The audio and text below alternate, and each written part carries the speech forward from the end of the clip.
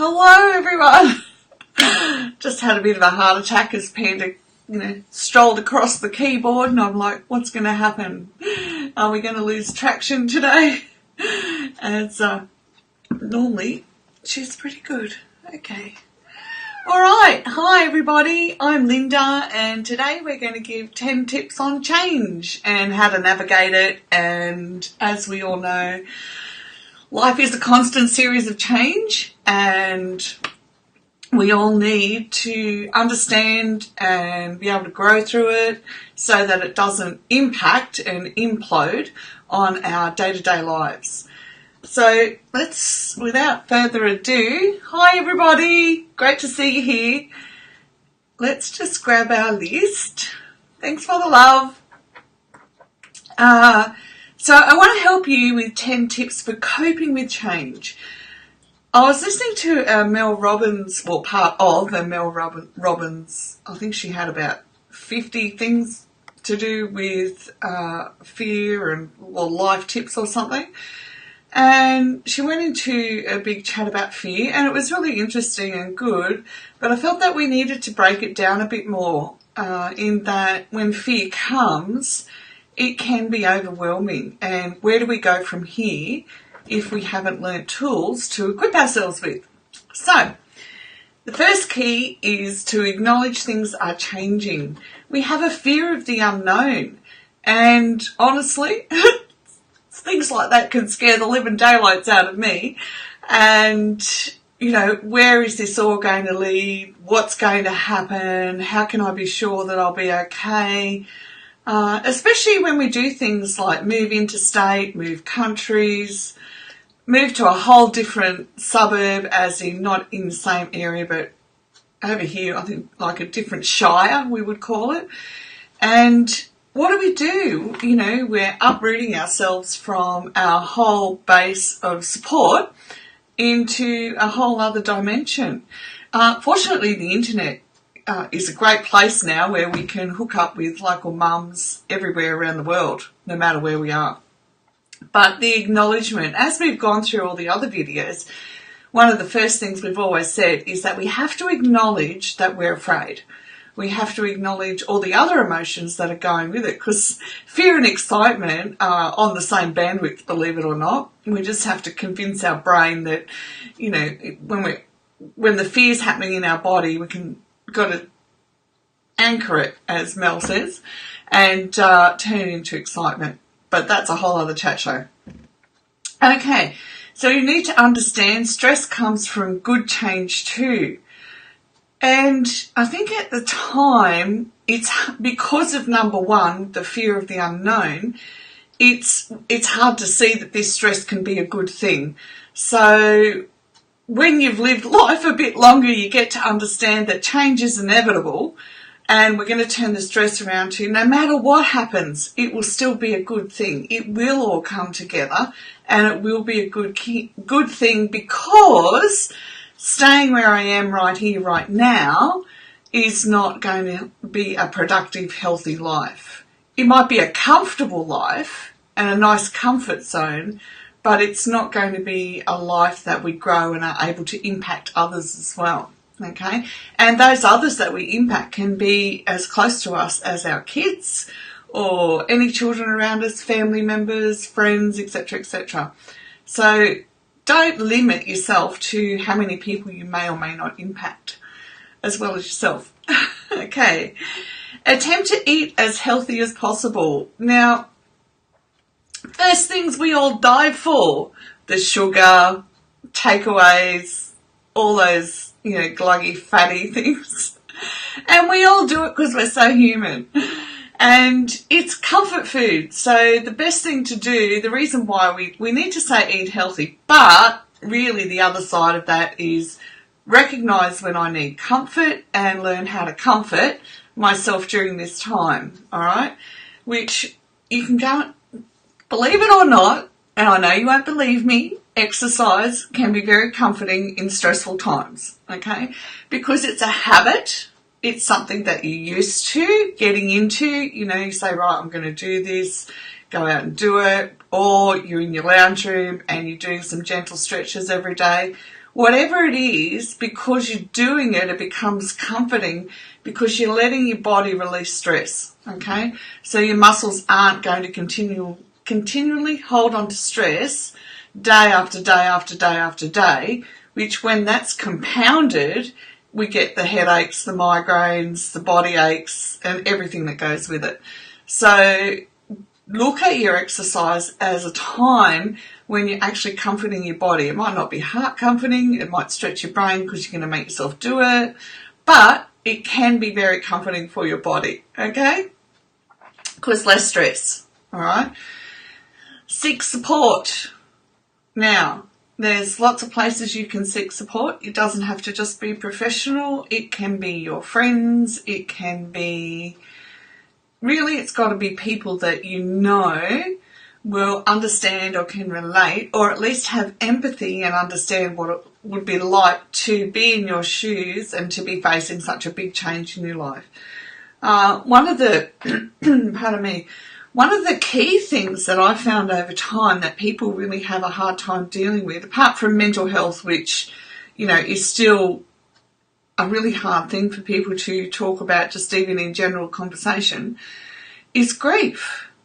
Okay, when somebody's going through a really big transition and grief is the catalyst for that transition, then we need to be better at being able to just sit in a space with somebody and just say, I'm here. You don't have to talk. You don't have to do anything.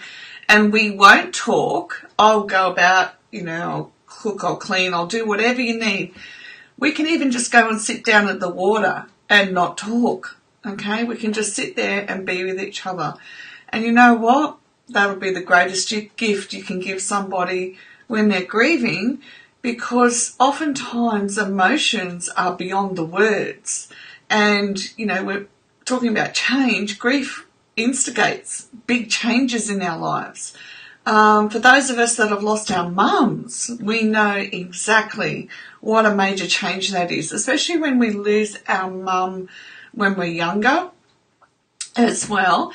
It's like, wow, all of a sudden, I know for me, I felt like I was put in the role of, right, well, get involved, do everything, etc., etc. Yes, typical type A personality, let's get in, let's get sorted and organised. But, you know, I love it too, but very aware that we'll put ourselves last. So if there's change happening and you've got family, friends, kids, etc., your number one priority, and I'm going to sneeze, aren't I, is to take care of you first. First every day, okay? I hope I don't sneeze. I hate sneezing. You have one of those things where you just don't want to sneeze.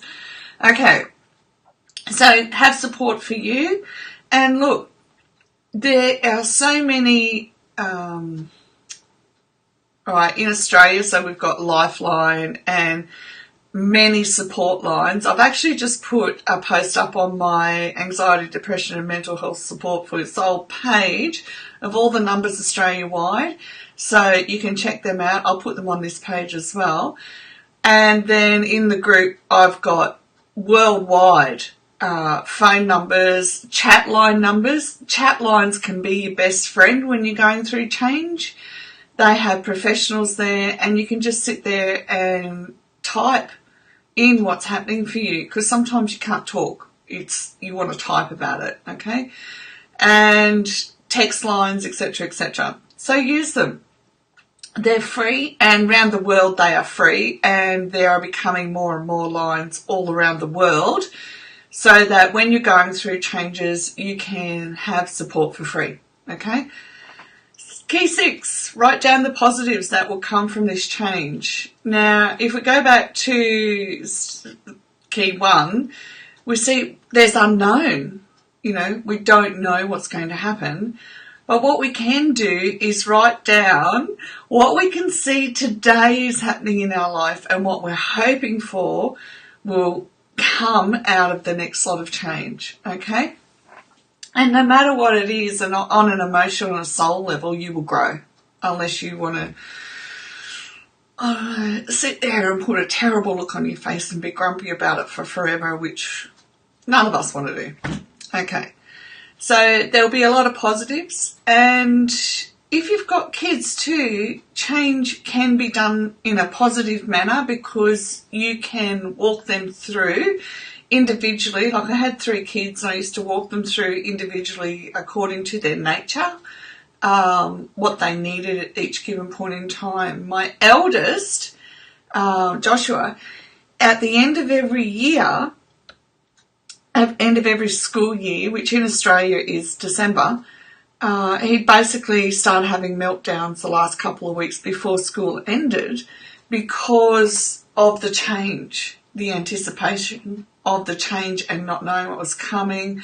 Plus, they changed the program at school. The last 2 weeks were all about Christmas stuff, so that put his whole order out of order. And so what we used to do is pre-prepare and walk him through it daily. And you can do that for you too. And I think I wrote that down. No, I didn't. Just one day at a time. Begin to prepare yourself. And key 7, get proactive, not reactive. And which is what we're talking about now, start taking steps now, all right? So reactive is if you know the change is coming, so you're going on a move, changing your job, things are happening in the family and they're going to change, don't leave it to the last minute to do something, all right? Start now, be proactive, and get your support in and talk about different options about, which way things could go, etc., etc. And as you do this, it gives your mind a good structure to work on. And when our brain feels safe, it triggers less stress, okay? Vent, but only to a point. Sometimes things are really crazy, but if I ring my girlfriend and I say, I just need to vent, and then I stop venting and then I say, okay, how was your day? Okay? Because life's not just about me and they're not just there for me to vent. Okay? It's about developing a conscious frame of mind that, yes, I need to vent because this is happening, but also, how's your day? What's happening for you? And when I did this the other day with one of my girlfriends, I had to ring up and say, look, I just need to talk this out. This is what's happening. And then she turned around and was able to tell me of some significant changes that are going to be, may or may not be happening in her life. And so we were able to talk through it together. So being conscious of ourselves and conscious of what's happening in somebody else's life is really good heart health, right? It's very good health for our relationships. And it's us not being selfish, not believing that life's just all about me, okay? It is, isn't it? No, I kid. Okay. Take breaks from social media, especially if you have a habit of comparing your life to somebody else's. When you want to live a different life and you want the generations that come after you to have the benefit of that difference, you can't compare your life to anyone because you will walk a path that is unique. You will get equipped as you go along. So as you're going through this change, if you need to take a break from social media because you know that what you look at gives you stress because you're not where you want to be yet or so on and so forth, take a break, okay? Schedule your social media times. Schedule social media, okay? So do that, how long you're on there for, what you're on for, etc., etc. And this way, it gives you a chance to determine where you want comfort for you too. Okay, so if you're not out there reading about everybody else's lives, you're going to focus on your change and what you need. And oftentimes, it can be challenging to identify what we need. And I will do a video on that, how to identify what we need. I certainly know that I have been on that bandwagon of not being able to articulate, to speak out what I needed, okay? And key 10, laugh, okay? Laughing increases dopamine, serotonin, and endorphins, which all make you feel good. So even if you're in that moment where things are changing and it seems really idiotic and overloaded, get on YouTube and watch a funny video. Find a funny YouTube channel. I know Gabriel Iglesias, I don't know if he's still got stuff on YouTube or not, but if you can find some of his stuff, we'll just sit there and laugh. It's quite funny. So have a comedian that you follow on YouTube, and that way when you teach yourself to get into the habit of laughing through stressful times, it actually helps your brain reframe what a stressful time means for you as well. So it comes down to that consistency again. Okay, there are our top 10 tips for coping with change. If you have anything you'd like to share, comment down below.